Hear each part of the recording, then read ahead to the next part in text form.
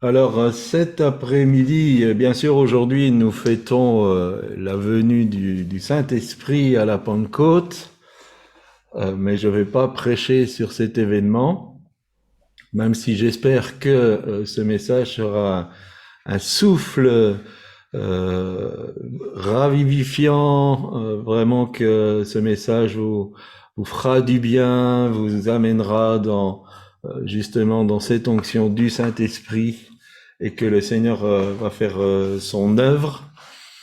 Alors j'ai eu une petite crainte quand Marguerite chantait Donne-nous aujourd'hui le pain qui nous nourrit. J'espère que ce message vous nourrira.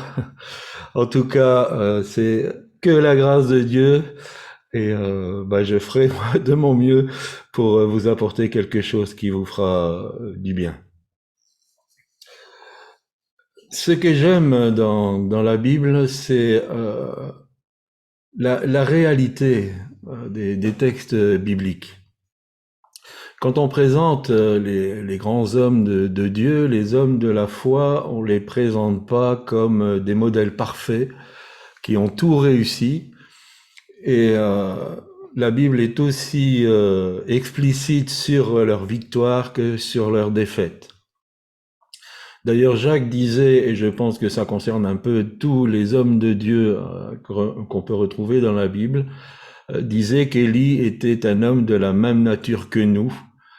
Et effectivement, c'était des êtres humains, c'était pas des extraterrestres, avec leurs points faibles, avec leurs points forts qui sont devenus de plus en plus forts et leurs points faibles qui sont devenus de plus en plus faibles. Mais c'était un cheminement, c'était une marche.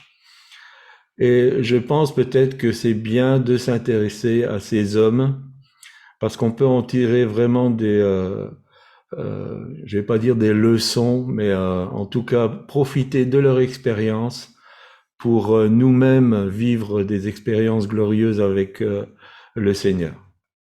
Aujourd'hui, j'aimerais vous parler de Moïse. C'est pour ça que je disais la semaine dernière que quand Leïla a commencé à en parler, j'ai dit ça y est, et je vais devoir changer de message, mais non, bon. Merci Leïla. Euh, Parce que, bien sûr, c'était une grande figure de l'Ancien Testament, euh, mais c'était un homme où on peut tirer beaucoup de choses de sa vie, donc je pense pas pouvoir le faire en une fois,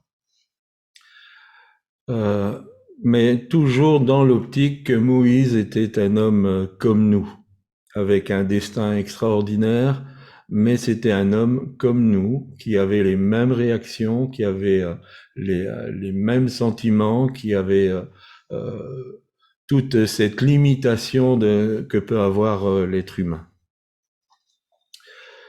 Et déjà, Moïse est né dans une période très très particulière. Dans Genèse 15-13, on peut lire que l'Éternel a annoncé à Abraham que ses descendants, donc le peuple d'Israël, seraient opprimés pendant 400 ans en Égypte. Et si nous lisons Exode 12-41, il est dit que le peuple d'Israël est sorti d'Égypte après 430 ans. Alors, au premier regard, on pourrait dire, bon voilà, déjà, il y a des erreurs. Mais en fait, il faut faire très très attention à ce que l'Éternel dit, parce que chaque mot a une importance. Dieu n'a pas dit qu'Israël serait pendant 400 ans en Égypte, il a dit qu'il serait opprimé pendant 400 ans. Ça veut dire que Jacob et ses descendants ont vécu pendant une trentaine d'années vraiment dans ce pays Gopher, pardon, qui qui était alors j'hésite maintenant, Goshen, Gopher, Jean-Pierre me corrigera après le message. Euh, et donc ils ont profité de ce pays qui était un des meilleurs endroits en Égypte. Mais après, l'oppression a commencé. Et ce qui est très très surprenant, c'est que le diable va prendre des dispositions pour enrayer le plan que Dieu avait avec Moïse. J'en viens à la conclusion que le diable fait très très attention à ce qui est prophétique. Et il y croit. Il va essayer de tout contrecarrer, mais le diable croit quand Dieu parle. Le diable connaît Dieu. Il a été dans sa présence. Le diable ne met pas en doute la parole de Dieu. Il va essayer de la contrecarrer. Et Dieu va annoncer à Abraham que après ces 400 ans va venir un libérateur.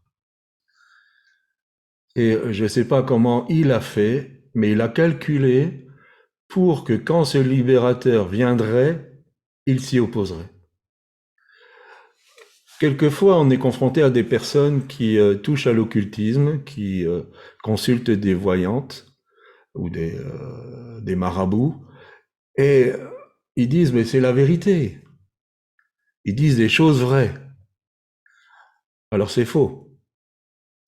En fait, l'avenir qui est annoncé, c'est l'avenir que le diable a préparé pour vous.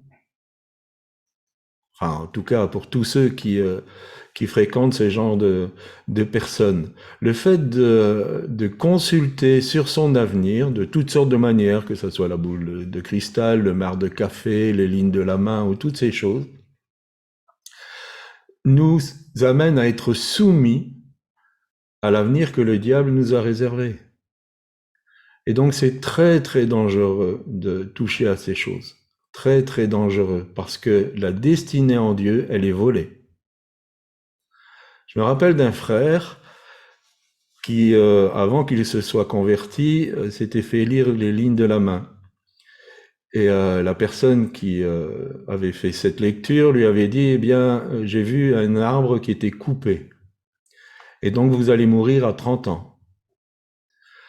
Il s'est converti, et cette chose était passée, mais quand il a commencé à approcher de 30 ans, cette parole lui est revenue. Et il a commencé à être tourmenté. Et comme il s'était converti, il en a parlé à des frères qui ont prié. Et cette prophétie ne s'est jamais réalisée, puisque moi je l'ai connu, il avait une 50aine d'années. Maintenant je l'ai perdu de vue, donc je ne sais pas s'il a rejoint le Seigneur, mais cette parole ne s'est pas réalisée. Mais il y a des choses qu'on dit vraies, mais ce n'est pas vrai. C'est pas la vérité de Dieu. Ces personnes ne sont pas inspirées de Dieu. Et toucher à ce domaine est très très dangereux. Pourquoi je dis que le diable a calculé? Parce que la loi qui a été promulguée par le Pharaon avant la naissance était récente, avant la naissance de Moïse. Son frère Aaron était âgé de 3 ans de plus que lui.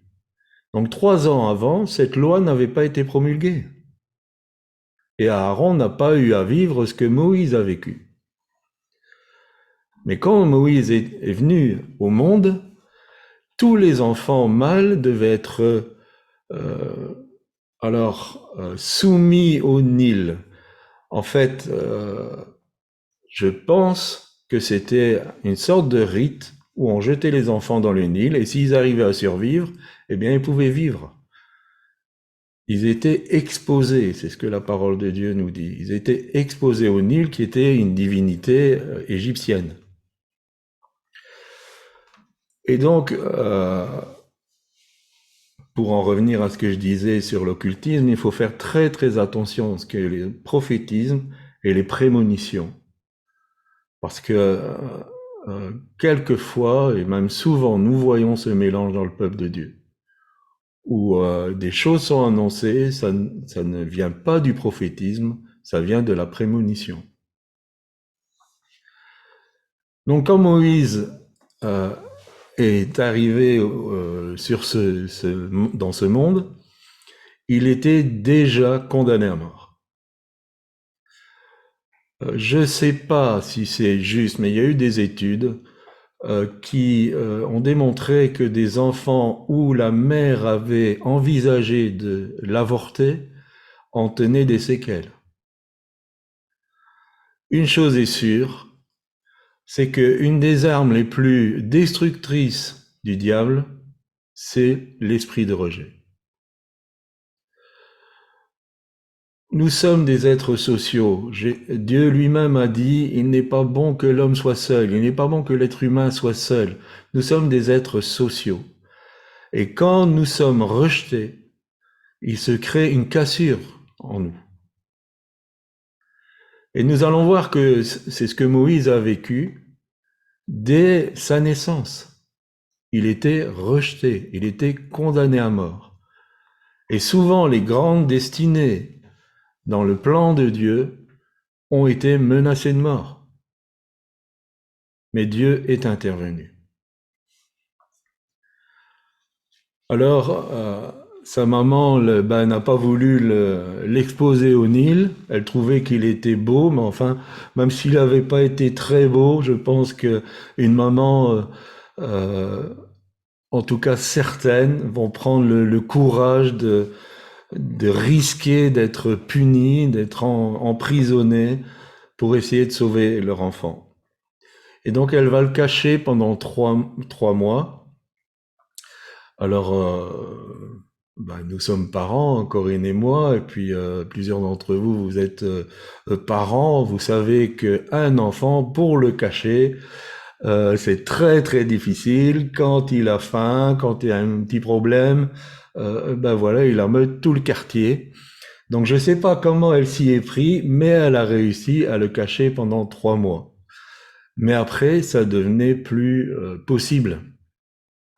Alors vous connaissez l'histoire, elle l'a mis dans un panier, qu'on appelle d'ailleurs Moïse aujourd'hui, pour le faire naviguer sur le Nil, et elle a envoyé sa sœur aînée, Myriam, pour surveiller ce qui allait se passer. Et ce panier est arrivé comme par hasard juste à l'entrée du palais, là où se trouvait la fille de Pharaon. Et la fille de Pharaon a été touchée en voyant ce bébé. Et elle savait la loi, mais elle-même a pris sur elle de transgresser la loi. Et chose encore plus extraordinaire, c'est que Myriam va lui proposer de trouver une nourrice et que la maman de Moïse va être payée pour élever son enfant.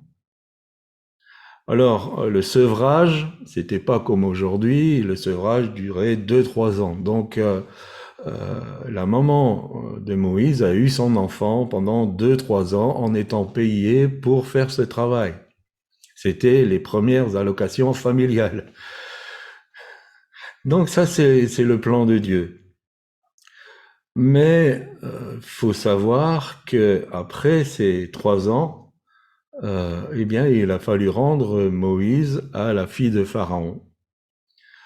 Et c'était un déchirement, et pour les parents, et pour l'enfant. À 3 ans, on a déjà une compréhension de certaines choses. Et nous pensons à tous ces enfants qui sont arrachés à leurs parents ou parce qu'ils sont rejetés par leurs parents d'une manière ou d'une autre. Parce que je dis, l'esprit de rejet, c'est quelque chose qui crée une cassure dans l'être humain, et qui attaque profondément l'identité de l'être humain. Moïse, ou Moshe, veut dire tirer de en hébreu, donc tirer des eaux, c'était ce que la fille de Pharaon voulait dire, et en égyptien, ça veut dire fils. Et si on prend ces deux termes, on est dans un sens inverse du plan de Dieu. Moïse a été tiré du peuple de la promesse pour devenir fils de l'esprit du monde. Et c'est inverse à la volonté de Dieu qui veut tirer les êtres humains du monde pour les appeler fils du royaume. Fils et filles. Donc Moïse a dû faire le chemin à l'envers. Donc, abandonné de ses parents, dans un contexte où il était enseigné et où on lui enseignait une religion qui n'était pas la foi de ses pères, une éducation contraire à ce qu'il avait reçu quand il était avec ses parents, et cependant, il est devenu un homme important à la cour du roi. C'était un homme puissant en actes et en paroles, et nous aimons la traduction d'Alfred Cohen dans Paroles vivantes, ou Paroles de vie. Dans Acte 7, 22, il est écrit « C'est ainsi que Moïse fut initié à toute la science des Égyptiens, et qu'il devint un habile orateur, aussi bien qu'un homme d'action remarquable. » Alors c'est très surprenant de lire que c'était un habile orateur quand on sait comment il s'est excusé au mont Sinaï devant le buisson ardent. Mais il a été éduqué dans toute la science des Égyptiens. C'était l'université la plus brillante de l'époque. Ce qui se faisait en Égypte, c'était là qu'étaient rassemblées toutes les connaissances.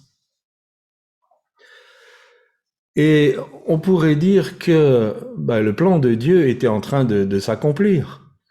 Il était à un endroit où il pourrait certainement avoir une influence sur cette oppression que vivaient les Israélites. Et de peut-être promulguer des arrêtés qui allaient alléger cette oppression, cet esclavage. Mais il n'était pas formé par Dieu. Il avait reçu beaucoup de connaissances, mais il n'était pas formé par Dieu. Il n'était pas consacré et il n'était pas établi. La Bible nous dit qu'il a cherché à savoir ce que vivait son peuple. On ne sait pas qui l'a mis au courant qu'il était hébreu et pas égyptien. Est-ce ses parents? Est-ce que c'est sa maman nourricière? On ne sait pas. Mais il était au courant qu'il n'était pas égyptien, il n'était pas hébreu.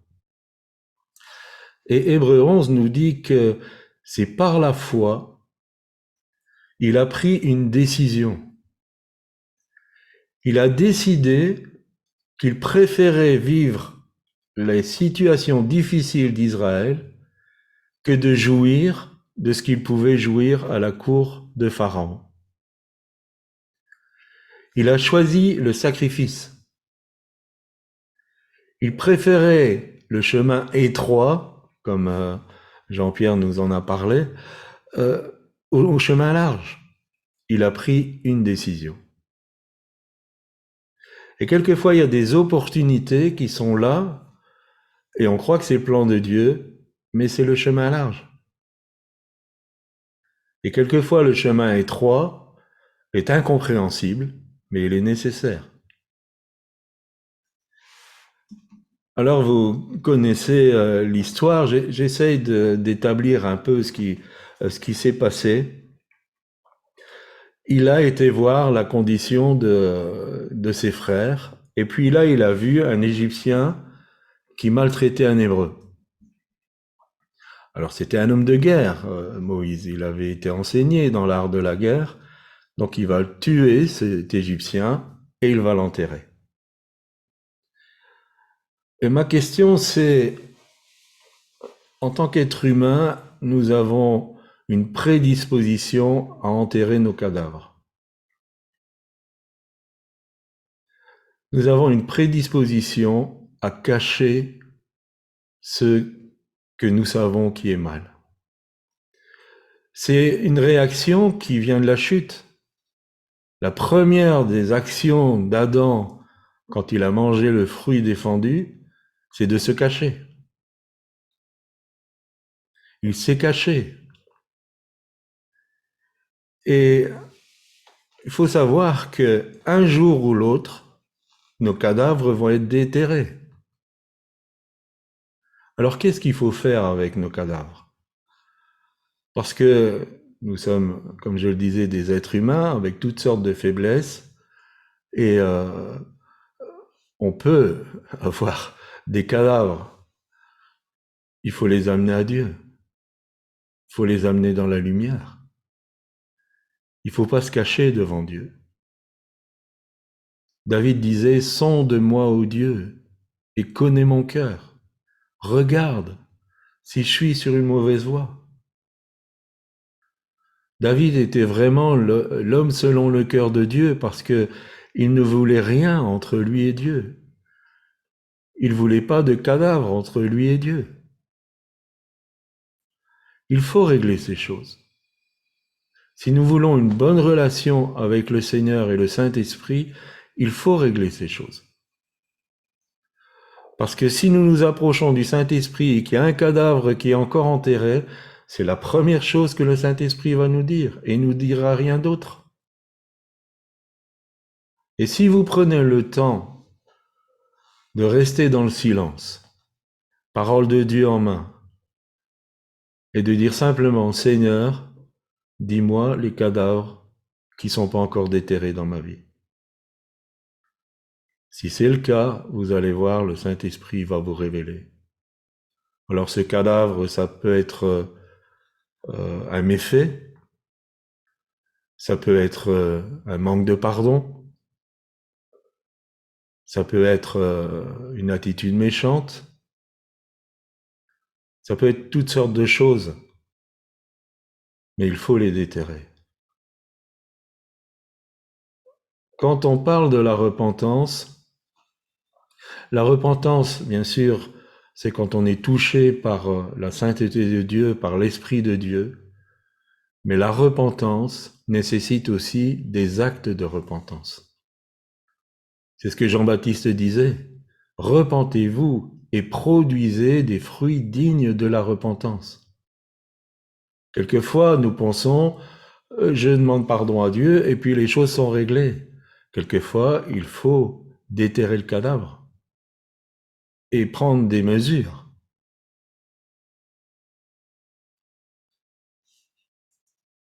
Et c'est ce que Moïse a fait en croyant que personne ne l'avait vu.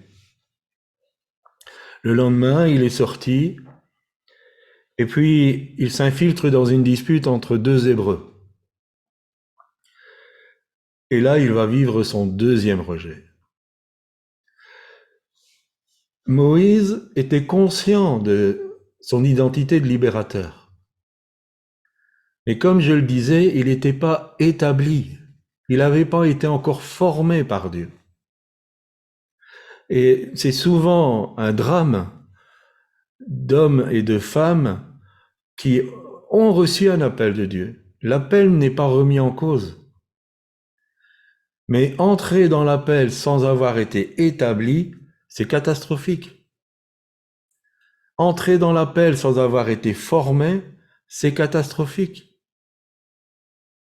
Et dans le ministère, nous avons rencontré combien d'enfants de Dieu qui étaient sincères et qui sont rentrés dans l'appel avant le temps, par leur force humaine, comme Moïse a fait exactement, c'est par sa force humaine qu'il voulait faire les choses, et c'était une catastrophe. Et là, il va se rendre compte que, eh bien, son cadavre enterré, il est connu. Et là, cet homme hébreu va lui dire quelque chose de terrible. Dans Exode chapitre 2, le verset 14, « Qui t'a établi chef et juge sur nous ?» Qui t'a établi chef et juge sur nous? Dieu n'avait pas encore fait son travail dans le cœur de Moïse. Il faisait les choses dans la sagesse du monde. Il faisait les choses dans ce qu'il avait reçu pendant 40 ans à la cour d'Égypte. Et donc vous connaissez la suite. Moïse va s'enfuir au désert.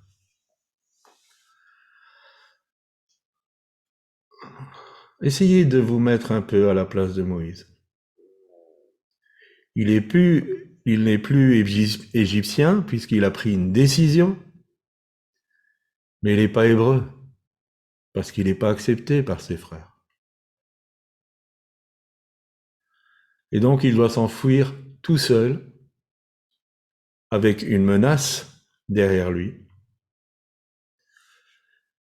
Et quand on parle de désert, il faut bien comprendre que pour sortir du pays d'Égypte et de sa domination, comme à l'époque, il faut un passage dans le désert obligé. Pour quitter l'Égypte, c'est obligé de passer par le désert. Si nous voulons quitter cette connaissance du monde, si nous voulons être formés par Dieu, le passage au désert est obligatoire. L'Égypte, c'est le monde actuel, c'est la pensée du monde, c'est les valeurs du monde. Et on se rend compte combien ça se dégrade, ça dégringole. La domination de l'Égypte, c'est cette pensée qui veut quelque part atomiser, étouffer notre propre raisonnement pour accepter une pensée unique. C'est l'esprit du monde. Et l'esprit du monde est en train de travailler pour que tous les êtres humains pensent de la même manière, surtout pensent comme les dirigeants qui seront mis en place à un certain moment. Le monde veut dominer notre pensée. Et c'est pour ça que nous revenons souvent à ce verset de Romains chapitre 12. Soyez transformés, soyez métamorphosés par le renouvellement de votre intelligence. Ne vous conformez pas au siècle présent, mais soyez transformés par le renouvellement de votre intelligence, de votre entendement. Et c'est l'esprit, c'est l'œuvre de l'Esprit de Dieu pour que nous puissions penser selon la parole de Dieu. Et que tout ce dépôt que le monde a mis dans notre façon de raisonner puisse vraiment être dégagé. C'est comme si nous étions un ordinateur avec plein de virus. Et quand la parole de Dieu, elle arrive dans notre ordinateur plein de virus, elle est déformée. La compréhension de la pensée de Dieu, elle est déformée parce que nous amenons cette compréhension de la pensée de Dieu dans l'esprit du monde. Nous avons besoin d'être libérés de l'esprit du monde. L'Éternel dira dans Ésaïe, « Autant les cieux sont élevés au-dessus de la terre, autant ma façon de penser est élevée au-dessus de votre façon de penser. »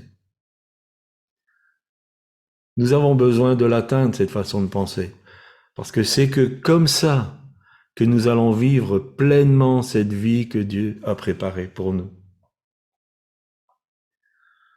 Alors l'identité de libérateur de Moïse se manifeste encore dans le désert, quand il va prendre la défense des filles de Jéthro. Et nous aimons beaucoup ce verset d'Osée, chapitre 2, verset 14. C'est pourquoi voici, je veux l'attirer et la conduire au désert, et je parlerai à son cœur. C'est l'Éternel qui parle. Voici, je veux l'attirer et la conduire au désert, et je parlerai à son cœur.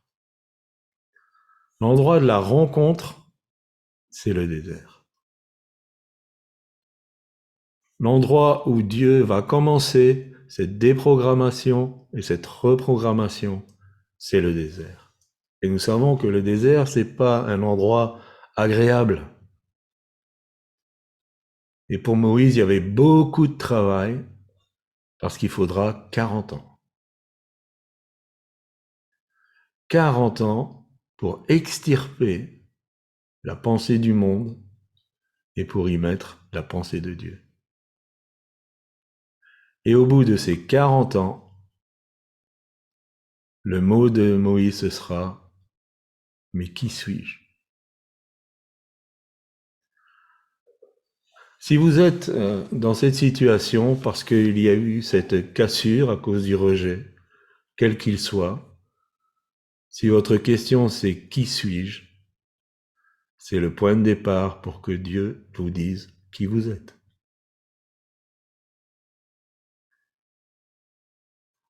Dieu n'a pas besoin d'hommes ou de femmes qui se croient capables. L'élection de Dieu va très rarement vers des personnes compétentes. Et comme nous le citons souvent aussi, c'est les choses viles, les choses faibles, les choses qu'on méprise, les choses qui ont été rejetées, j'ajouterais, pour confondre les fortes que Dieu choisit. Dieu choisit des personnes qui sont arrivées à un point où elles ne savent plus qui elles sont, pour commencer son œuvre de restauration. Dieu ne peut pas restaurer quand la maison est encore pleine. Il faut que la maison soit vidée de toutes ces choses qui sont du monde pour commencer à restaurer et à construire. Bien sûr, humainement, nous n'aimons pas le désert. Moi en premier, mais c'est un passage obligé. Comme nous le disons aussi souvent, avant d'être le lion plein de force, il faut être l'agneau immolé. Les hommes et les femmes que Dieu a utilisés puissamment étaient des hommes et des femmes qui ont été immolés et qui sont passés par le désert. Et pourquoi ils sont devenus ce qu'ils sont devenus? Parce que Dieu a parlé à leur cœur. Tout ce que je suis en train d'expliquer, c'est loin de ce qu'on peut vivre souvent, même dans les milieux chrétiens et évangéliques charismatiques. Beaucoup de bruit, beaucoup d'exaltation, beaucoup de, je ne sais pas comment appeler ça, beaucoup d'activisme, de toutes sortes de choses. Je dis pas que c'est mauvais en soi, mais il faut passer d'abord par ce temps de désert. Et si l'Esprit de Dieu vous a amené au désert, alléluia. Alléluia. Le Seigneur va parler à votre cœur. Donc il a fallu 40 ans à Moïse de ce travail. Et si Dieu n'était pas intervenu, eh bien je ne serais pas en train de parler de Moïse. Il serait mort en parfait inconnu, berger, dans le désert de Madian. Et on n'aurait jamais parlé de Moïse. Mais Dieu ne l'avait pas oublié. Et cette décision qu'il avait prise quand il avait 40 ans, Dieu ne l'a pas oublié. Ce sacrifice, il ne l'a pas oublié. Et c'est pour ça que Dieu va en faire l'homme que nous connaissons au travers de la parole de Dieu. En conclusion, j'aimerais dire ceci. Beaucoup d'enfants de Dieu sont captifs de la culpabilité à cause de leurs cadavres enterrés. Parce que ça n'a pas été réglé. Et beaucoup vivent une vie médiocre, n'arrivent pas à saisir pleinement le sens de la grâce, le sens de cette vie abondante que Jésus promet à ses brebis. Parce qu'il y a des choses qui doivent être réglées. Il y a des cadavres qui doivent être amenés à la lumière. Quand je dis ramener des cadavres à la lumière, ça ne veut pas toujours dire qu'il faut en parler à la planète entière. Quelquefois, ça se règle avec Dieu. Et quelquefois, il faut les actes, les fruits de la repentance. Beaucoup de visions et de services sont perdus parce que les appelés ne veulent pas passer par le désert. Beaucoup de pertes Et comme je l'ai entendu un peu, que ça a été dit dans la réunion L hier, c'est un drame tout ce potentiel qui est perdu. Mais ce potentiel perdu, c'est souvent parce que les personnes qui ont reçu ce potentiel ne veulent pas passer par le désert. Et qu'elles font les choses dans leur force humaine, dans leurs compétences et capacités qu'elles ont reçues de l'esprit du monde. La déprogrammation de l'identité de notre vieil homme pour se revêtir de notre nouvelle identité est un processus. Enlever ce vieil homme qui a été nourri par l'esprit du monde pour revêtir notre identité en Christ. Éphésiens chapitre 4 des versets 20 à 24. Mais vous, ce n'est pas ainsi que vous avez appris Christ, si du moins vous l'avez entendu, et si, conformément à la vérité qui est en Jésus, c'est en lui que vous avez été instruits à vous dépouiller, eu égard à votre vie passée, du vieil homme qui se corrompt par les convoitises trompeuses, à être renouvelé dans l'esprit de votre intelligence et à revêtir l'homme nouveau, créé selon Dieu, dans une justice et une sainteté que produit la vérité. Nous sommes, chers frères et sœurs, tous appelés à revêtir cet homme nouveau et à être visités par ce souffle de l'Esprit. Je souhaite vraiment que dans ce week-end de Pentecôte, vous soyez visités par le souffle de l'Esprit. S'il vous emmène au désert, allez-y. Allez-y. Ne résistez pas. Allez-y.